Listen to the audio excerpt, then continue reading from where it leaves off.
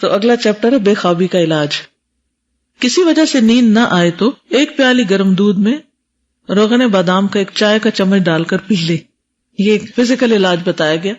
چائے، کافی، کولا، چاکلیٹ وغیرہ سونے سے قبل نہ لیں. ویسے ہی زندگی سے نکال دیں، کم کر دیں، لیکن سونے سے پہلے نہ لیں کیونکہ کیفین ہوتی ہے نا. ذہن کو پرسکون رکھنے والا کوئی کام کریں، جیسے کتاب پڑھنا، تسبیحات اور دعائیں کرنا.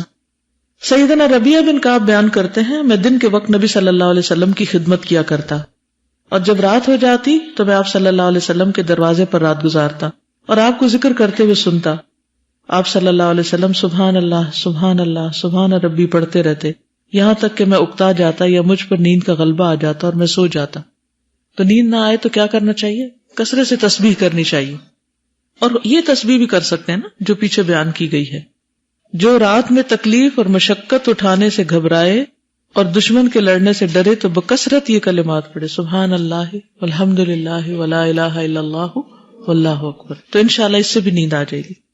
بستر پر لیٹے لیٹے ہی ہلکی ورزش کریں یا جسم کو کچھ دیر اسٹریچ کریں اور لمبے سانس لیں، یعنی تھوڑا جسم کو تھکائیں تاکہ آپ کو نیند آئے. خاموشی، اندھیرا، خوشبو، مناسب تکیہ، پاؤں کا مساج، گرمیوں میں ٹھنڈے پانی اور سردیوں میں گرم پانی کا غسل بھی بے خوابی کا علاج ہے.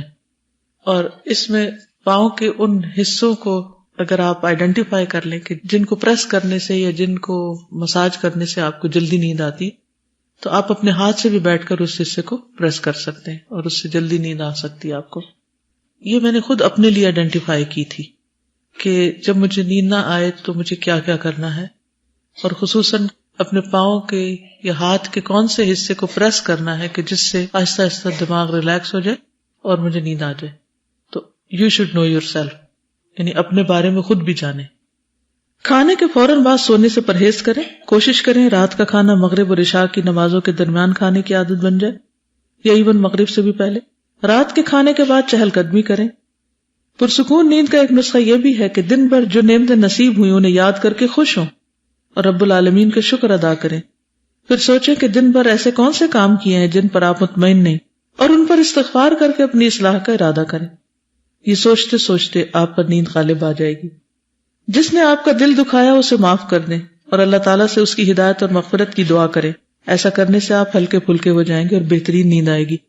اور سب سے بڑی بات یہ کہ وہی جو پیچھے میں نے بات کی کہ کیا چیز بادر کر رہی، کون سا خیال آپ پہ غالب ہے، کس چیز نے آپ کے اعصاب میں تناؤ پیدا کر رکھا ہے، اس کو بھلانے کی کوشش کرے، اس کو نکال کر اس سے بہتر بات سوچے.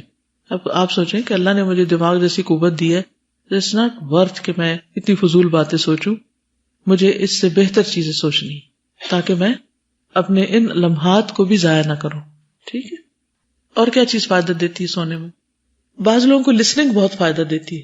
کوئی لیکچر لگا کے لیٹ جائیں یا کوئی تلاوت لگا کے لیٹ جائیں تو اس سے سنتے سنتے آپ کو نیند آ جائے گی. بک ریڈنگ بیسٹ ہے.